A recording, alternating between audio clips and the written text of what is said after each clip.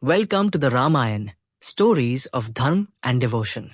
I'm Sandeep, your storyteller, guiding you through the timeless epic of Valmiki's Ramayan. Our narrative draws deeply from Valmiki's original text and is enriched with stories from other Indian traditions, offering you a complete and immersive experience of this eternal tale. In our previous episode, we witnessed the despair of the southern Vanar contingent as they faced the bitter prospect of failure. Overcome with exhaustion and the fear of Sugreev's wrath, they resolved to fast unto death rather than return empty-handed. But fate had other plans. Their encounter with Sampati, the elder brother of the valiant Jatayu, brought an unexpected glimmer of hope. As Sampati learned of Jatayu's noble sacrifice, his grief awakened memories long buried. But hidden within those memories lay something far more valuable, the knowledge that could change the fate of the Vanars and bring them one step closer to fulfilling their mission. As Angad finished narrating the tale of Ram's exile, Sita's abduction, and Jatayu's valiant sacrifice, Sampati sat in solemn silence. His sharp eyes, now clouded with age, reflected the deep sorrow in his heart. Muttering to himself, he sighed, "Alas, I saved my brother once when we soared toward the heavens to challenge Indra, but I could not protect him when he needed me the most. Jatayu fell to the demon Raavan while trying to save an innocent queen, and I, his elder brother, remained powerless, unable to stand by his side." The grief in his voice was unmistakable. The Vanars, though themselves drowning in despair moments ago, now felt a strange kinship with the noble vulture, whose sorrow mirrored their own. Sensing the weight in Sampati's heart, Angad stepped forward, speaking gently yet with purpose. "O great Sampati, your love for your brother is evident, and your sorrow is just. But something tells me that this meeting is no mere accident. I feel that fate has led us to you for a reason." Pausing for a moment, he looked into Sampati's eyes with hope and asked, "Do you, by any chance, know where Sita might be?" Hearing these words, Sampati's spirit stirred. A newfound energy coursed through his aged body. He straightened his posture, his once drooping wings trembling as if momentarily rekindled with life. "Ram," he murmured, his voice brimming with reverence. "This divine prince, the incarnation of Dharm itself, is searching for his wife. The gods must have sent you to me so that I may serve this noble cause. This is my moment to walk the path of righteousness, to aid Ram in his mission, even if I can no longer take flight." The Vanars, including Hanuman, listened intently as Sampati continued. "My wings were burned long ago, and the strength of my youth has faded. I can no longer fly across the skies or scout the lands myself. But what I do have are my words, and through my words, I shall serve Ram." With renewed determination, Sampati lifted his head proudly, his voice growing stronger as he declared, "I may be bound to this mountain, but my knowledge spans the entire world. My friendship with Varun, the god of the seas, has given me great insight into the lands beyond the oceans. In my youth, I measured this world 3 times from end to end as I soared through the skies, witnessing every land, every sea, and every hidden kingdom. The entire earth is known to me." The Vanars exchanged glances, their hearts beating with anticipation. Could it be that Sampati knew the answer they had sought for so long? Sampati then closed his eyes briefly, as if reaching into the depths of his memory before speaking again. "One day, as I lay here on the peak of this very mountain, much like I am now, I heard a great commotion in the skies. When I looked up, I saw a fearsome sight, a demon, dark and wicked, soaring across the heavens at great speed." His voice grew grave as he continued. In his grip was a young woman, adorned with the finest ornaments, yet in distress. She struggled with all her might, crying out the names of Ram and Lakshman in desperation. Her sorrowful wails echoed across the skies as she tried to break free from the demon's grasp. A hush fell over the Vanars. Could this be the answer to their search? Sampati continued. The woman had radiant beauty, eyes like lotus petals, and wore silk garments now crumpled in anguish. She looked like a goddess descended upon the earth. Though I could not interfere, my heart burned at the sight of her suffering. He paused, looking intently at Angad and Hanuman. From what you have told me, I have no doubt. This woman was none other than Sita, the wife of Ram, carried away by the evil Raavan. The Vanars gasped in astonishment. After all their searching, they had finally found a clue. As the Vanars stood in rapt attention, their hearts beating with newfound hope, Sampati took a deep breath and continued his revelation. The demon you seek, the one who carried away Sita, is none other than Raavan, the son of Visravas, a king of immense power and cunning. He rules over the fabled island kingdom of Lanka, a land fortified by the ocean and guarded by mighty Rakshasas. His voice grew firmer as he described the city. Lanka is a golden city, built atop a magnificent island, surrounded by waters as deep as the night sky. It is ruled with an iron fist by Raavan, a warrior feared by gods and demons alike. His palace, standing tall like a mountain, gleams with gold, silver, and gemstones. He then turned towards Hanuman and Angad, his sharp eyes gleaming with certainty. From here, Lanka lies exactly 100 yojanas away. That is, about 130 kilometers in modern measure. But I do not doubt that you will recognize it the moment you set eyes upon it. Sampati then spoke of an unusual way to identify Lanka, one that only his keen vision as a vulture could perceive. As you approach the great island, you will first see the skies teeming with birds. These birds mark the layers of the land, and through them, you will know that you have reached Lanka.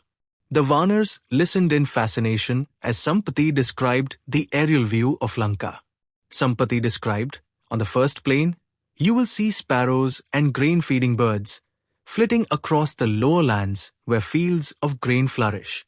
On the second, you will find crows that feast on food offerings to the dead, alongside birds that live on the fruits of the trees.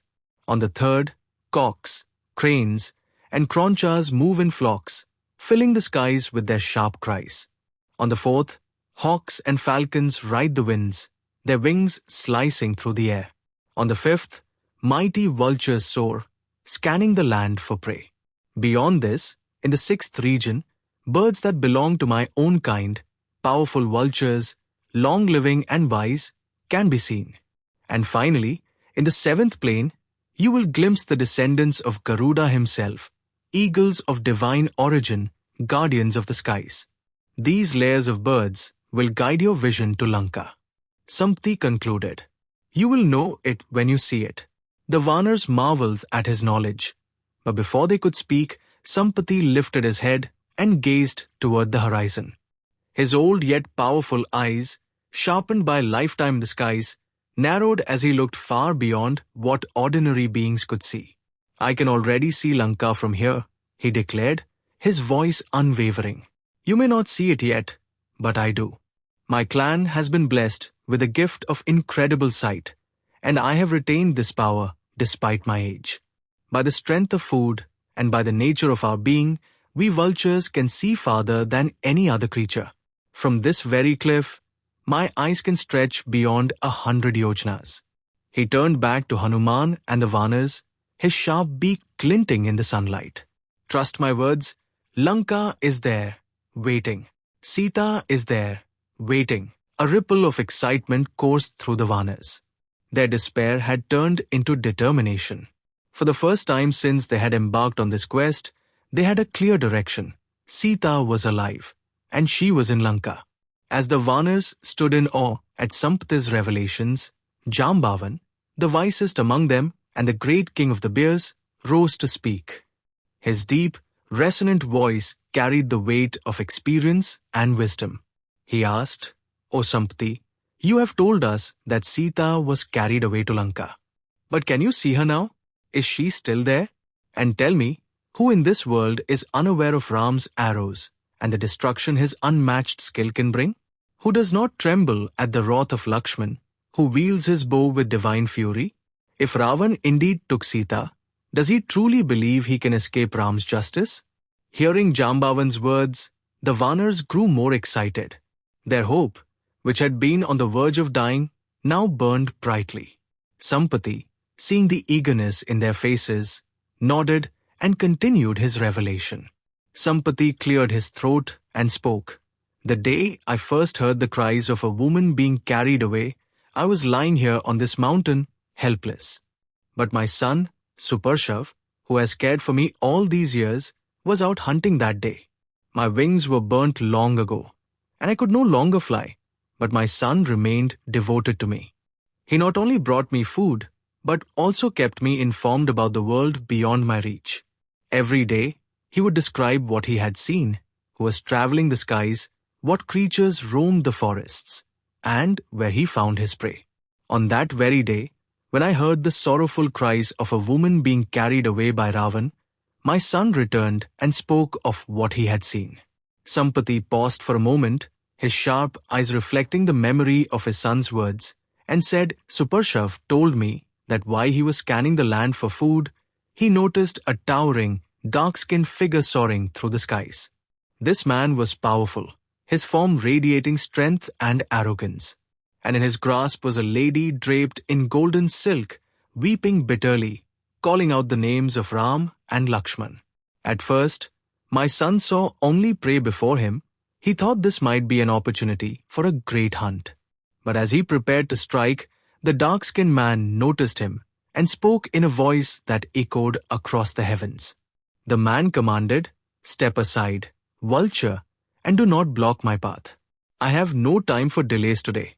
Consider yourself lucky that I am in haste, or you would not have survived this encounter." The Vanars listened intently, their breath caught in suspense. Sampati continued, "My son described how the man was not merely flying. He was traveling in a magnificent Viman, an aerial chariot, possibly the legendary Pushpak Viman, which glided through the sky effortlessly, defying nature itself. The lady in his grasp struggled fiercely, but the chariot was swift, moving with the speed of the wind. My son could only watch as the dark figure disappeared into the southern skies, flying toward Lanka. Sampati's voice grew heavy with emotion as he recounted the final details of his son Supershav's encounter. He said, "My son did not merely see Raavan carrying a woman. He saw her suffering, her desperation, her unshaken resolve. He told me that the poor lady was in a wretched state, struggling against her captor's grip. Her golden garments were torn, her ornaments displaced, her hair disheveled. And yet, her voice, filled with sorrow and determination, rang through the skies. 'Ram, Lakshman, help me,' she cried repeatedly, hoping that her beloved lord and his brother would come to her rescue. She was not just a helpless woman, she was a queen who had placed her trust in Dharm. Though taken by force, her spirit was unbroken." Sampati sighed deeply, his sharp beak trembling with emotion, and said, "Now, I understand that Raavan was carrying none other than Sita, the wife of the noble Ram. My brother, Jatayu, died fighting for her. And now, fate has brought me to you, Ram's messengers, sent on a mission to find her. This is no mere coincidence." Sampati lifted his gaze to the Vanars, who were now fully attentive, their spirits rekindled with purpose. He recommended, "O noble Vanars, you were lost in despair moments ago, willing to forsake your mission, consumed by the fear of Sugreev's wrath. But I tell you this, do not concern yourselves with the deadline he gave you. That is of little importance now. What matters is Dharm. The duty you have undertaken is one of righteousness, and it must be completed at all costs. Do not falter now. Press forward with renewed vigor. Your mission is greater than fear, greater than punishment. It is the will of destiny." The Vanars felt a surge of conviction at his words. Indeed, they had allowed despair to blind them. But now, with Sita's location revealed, the mission stood clear before them. As the sun began its descent into the horizon, Sampati bowed his head in reverence, offering his prayers to the soul of his fallen brother, Jatayu. His voice, though filled with sorrow, carried a deep sense of fulfillment. He silently prayed and said, "O noble Jatayu, you gave your life in the service of Dharm, fighting till your last breath to protect Sita from the clutches of Raavan. Today, by guiding these warriors, I too have found my purpose in serving Ram. May your soul find peace among the righteous in the heavens." The Vanars watched in silent respect, recognizing the deep bond between the two brothers, now united in their service to Ram's mission. As the evening deepened, Sampati, now feeling a renewed strength within himself, shared more about his life after he lost his wings. He said, "After my wings were burned by the scorching heat of the sun while protecting my brother, Jatayu, and it took refuge in the Vindhya mountains, trying to survive the fate that had befallen me. It was there that I learned about the hermitage of the great sage Nishaka. Inspired by the holiness of his presence, my brother and I sought his blessings. But when he saw me, he inquired about my burnt wings, and I narrated everything, the reckless challenge to Indra, my brother's near-fatal mistake, and my ultimate sacrifice that cost me my ability to fly. But the loss of my wings left me bitter. I expressed my desire to give up my life, for I felt that fate had been cruel and unjust. Without my wings, I had lost my purpose."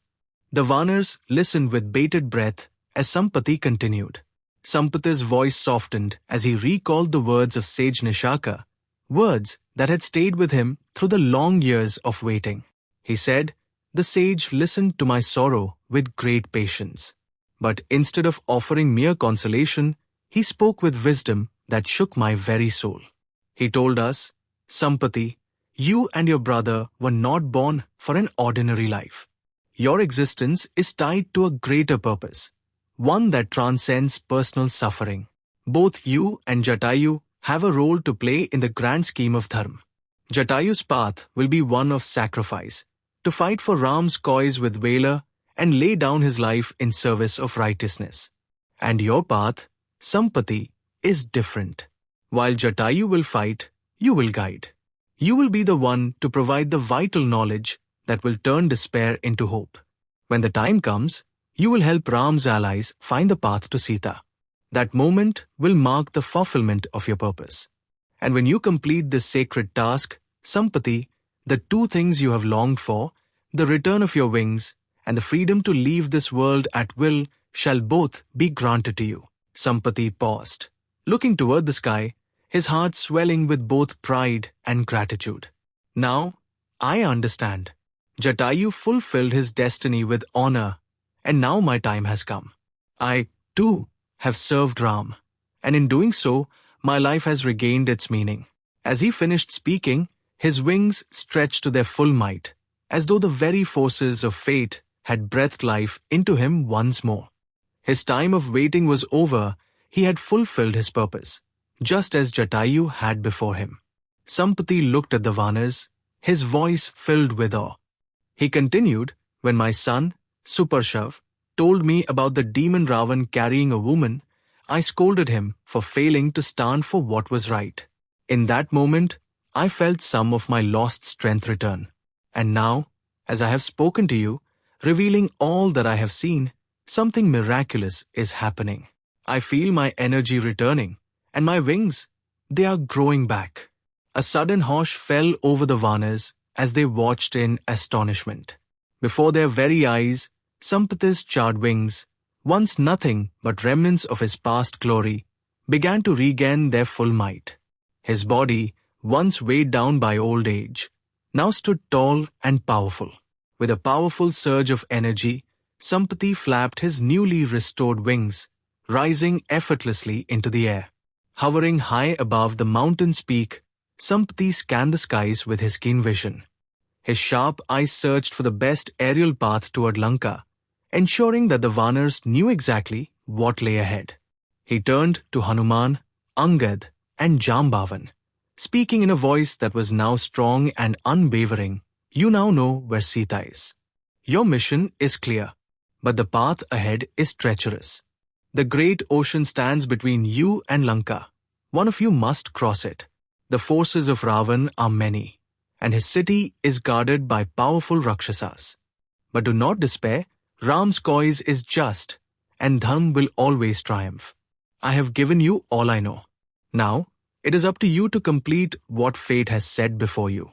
With one final, mighty flap of his wings, Sampati soared into the sky, free at last. He had fulfilled his destiny, and in doing so, he had been restored to his former glory. With Sampati's wisdom and guidance, the Vanars felt their courage rekindled. No longer burdened by despair, their eyes gleamed with determination. They had a clear purpose once again. Angad stepped forward, his voice steady and filled with conviction said, "We have heard the words of Sampati, who has guided us with truth and righteousness. We now know where Sita is. Our mission is clearer than ever. Let us cast aside all fear and doubt. The time to move forward has come." The Vanars roared in agreement, their voices echoing through the mountains. Under Hanuman's leadership, the mighty Vanars set forth once more, now heading southward, toward the great ocean. With Tara guiding the younger Vanars, the army moved swiftly across the dense forests and rocky terrains that lined the southern edge of the land. Fueled by renewed hope, they ran with an unstoppable force, covering vast distances in a short time. They traveled, and then, at last, they reached the mighty ocean, an endless expanse of blue stretching as far as the eye could see. The Vanars came to an abrupt halt, staring in awe at the vast waters before them. For the first time since their renewed determination, the Vanars felt the weight of their next challenge. The ocean was immense, stretching beyond the horizon, its waves roaring with power. The sheer magnitude of the crossing ahead left many momentarily silent. Some whispered among themselves, wondering how they could possibly cross such a vast distance. Even the strongest among them understood that this was no ordinary obstacle. And yet, none turned back. Though surprised and slightly deterred, they were not broken. The resolve in their hearts remained firm.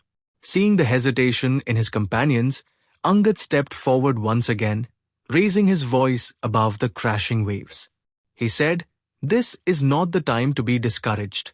We have traveled far, and we have overcome countless obstacles. Our mission has never been easy, but we are warriors of Sugreev, and we serve the noble Ram. Would we now allow this ocean to stand in our way? Would we dishonor Sampati's guidance, and let this be the end of our journey?" The Vanars clenched their fists, his words igniting new determination in their hearts. Tara, wise and steady, spoke next, "We must remember that fate is on our side. This path was foretold, it is meant to be traveled. Let us not be disheartened. Ram's mission is ours now, and we will find a way to cross this ocean." As the Vanars rallied together, Hanuman stood tall, his gaze fixed on the vast ocean before them. Unlike the others, he did not show a single trace of doubt. The mighty son of the vine god did not fear the ocean, nor did he falter in his belief. His sharp eyes searched the horizon, his mind already working to find a way forward. Though he remained silent for now, deep within him, a great realization was beginning to take shape. As the Vanars stood at the shore, staring at the mighty ocean that separated them from Lanka, Angad stepped forward. Raising his voice over the crashing waves said, "Leaping is not new to us, my brothers. We are Vanars. We have spent our lives leaping from one peak to another, soaring over forests and valleys. This ocean may be vast, but one among us will rise to the challenge. Let us now test ourselves. Let each of us declare how far we can leap, so we may determine who among us is fit to take this great leap to Lanka." The Vanars roared in agreement, their spirits soaring. One by one, the great leaders of the Vanar army stepped forward, each declaring the extent of their leaping ability. Gaza, a mighty Vanar warrior, declared, "I can leap 10 yojnas. Gavaksha, stepping forward, said, "I can go up to 20 yojnas. Gavaya, his eyes glinting with confidence, said, "I can cover 30 yojnas with ease." Sharabha, strong and agile, spoke next, "I can leap 40 yojnas without hesitation." Gandhamadana, a warrior of immense power, added, I have no doubt I can cross 50 yojnas. Manda, known for his swiftness, declared, I can leap more than 60 yojnas. Dvividha, the highly skilled and mighty Vanar, boomed, I have the strength to leap 70 yojnas. Sushena, one of the brightest and strongest Vanars, stood tall and declared, I can leap across 80 yojnas. Each Vanar leader's declaration was met with cheers. But as they counted the distance, realization set in, none of them could cross the full 100 yojnas needed to reach Lanka. A hush fell over the army as all eyes turned to Jambavan, the oldest and wisest among them. Jambavan, the great king of bears, slowly stepped forward. His wise gaze scanned the horizon, and he sighed deeply before addressing the gathered Vanars. He said, Indeed, I was once very powerful and courageous. In my youth, no one could match my speed nor my strength. But now, my time has passed, and old age has caught up with me. My body no longer holds the same energy it once did. The Vanars listened intently as Jambavan narrated a tale from his past. Jambavan continued, There was a time when the great King Bali, not Angad's father, but the legendary king of olden days, much before anyone was born, was performing a yagna. At that time, Lord Vishnu himself appeared to bless the yagna. As the Supreme Lord prepared to take 3 great strides, I had the honor of circumambulating him. In those days, my strength knew no bounds. I had the power to leap across unfathomable distances, to move faster than the wind itself. But alas, the passing of time has taken its toll. Now, I no longer have the courage or the strength to undertake this great leap. Jambavan paused, looking at Angad with keen eyes. He said, But I do know this, Angad has the strength to leap far beyond 100 yojnas. He is young, he is mighty, and he is worthy. If anyone among us can make this leap, it is he. Hearing Jambavan's words, Angad's heart swelled with determination. He stepped forward boldly, addressing the gathered Vanars, said, If Jambavan believes in me, then I shall not hesitate. I will leap across this great ocean and reach Lanka. This is my opportunity to prove my loyalty to Sugreev and to uphold the honor of the Vanar tribe. We have promised Ram that we will find Devi Sita, and I shall fulfill that promise. His voice was steady and resolute, filled with the fire of a warrior ready to take on any challenge. As Angad declared his resolve, Tara stood nearby, watching her son with admiration. A deep sense of pride filled her heart. This is the son I have raised, she thought, a son of courage, honor, and devotion. He is fearless, steadfast, and true. His words reflect the wisdom of his father, the might of his lineage, and the strength of his Dharm. He is the perfect warrior, the ideal prince, and above all, a true son of the Vanars. As Angad stood firm in his resolve, ready to take the great leap to Lanka, Jambavan, the wise and aged king of the bears, stepped forward. His voice, steady and full of wisdom, echoed above the restless waves. Jambavan said, No, Angad, it is not wise for you to undertake this journey. The Vanars fell silent, surprised by Jambavan's words. Was he doubting Angad's strength? But the wise bear continued, I do not question your strength or courage. You are more than capable of making the leap. But you are also the future king of the Vanars. You are the heir to the Vanar throne, the one who will lead the Vanar tribe into the future. If we send you across this mighty ocean, we are risking the very future of our people. Jambavan's words resonated deeply with the gathered Vanars. They had been so consumed by the challenge of crossing the ocean that they had not considered the consequences of risking their prince. Jambavan continued, It is the duty of warriors to protect their king before they protect themselves. Sending you alone into the enemy's stronghold would be reckless. We cannot afford such a risk. The Vanars murmured in agreement, their eyes now filled with gratitude toward Jambavan and Tara, whose wisdom and foresight had guided them away from an unwise decision. But Angad, ever the warrior, was not one to retreat so easily. With his voice full of conviction, he asked, "If not me, then who? I understand tradition, but I do not wish to shy away from my duty simply because of it. If I am to lead the Vanars one day, then should I not lead by example?" His words were filled with the passion of a true leader, and for a moment, the Vanars felt the strength of his father, Bali, reflected in him. Jambavan smiled, impressed by Angad's spirit. "Your valor and courage are beyond doubt," he said, "and I have no doubt that you would give your life for this cause. But there is another among us, one whose very existence was meant for this moment." Angad, eager to find a solution, looked at Jambavan with curiosity. "Then tell us, who among us can do this?" Jambavan's eyes twinkled with deep knowledge. He turned toward Hanuman. "Hanuman," Jambavan said, stepping toward the son of the vine god, "it is you. You are the one destined to make this leap." The Vanars turned to Hanuman, their eyes widening as they realized the truth in Jambavan's words.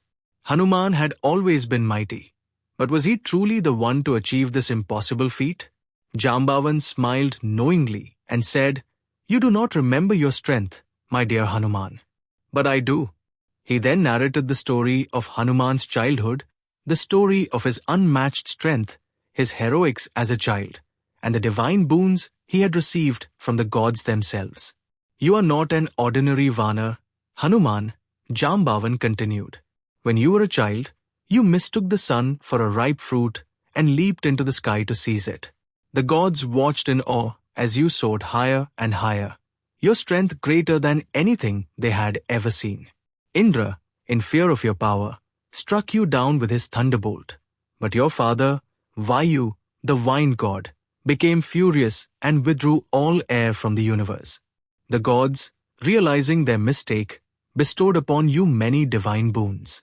Brahma granted you protection from all weapons, Agni ensured that fire would never burn you, Varun made sure that water would never harm you, and Vishwakarma blessed you so that no weapon could wound you.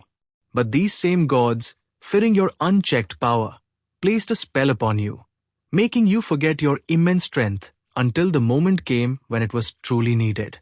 Jambavan's voice grew firm as he looked into Hanuman's eyes. He said, "Hanuman, that moment is now. The time has come for you to awaken to your true self. The fate of Sita, Ram, and this mission rests upon your shoulders." A hush fell over the Vanar army. Every eye was fixed upon Hanuman. Hearing Jambavan's words, a powerful realization surged through Hanuman's very being. The spell that had kept his power hidden was shattered. A new energy coursed through him, his body growing larger, his form expanding.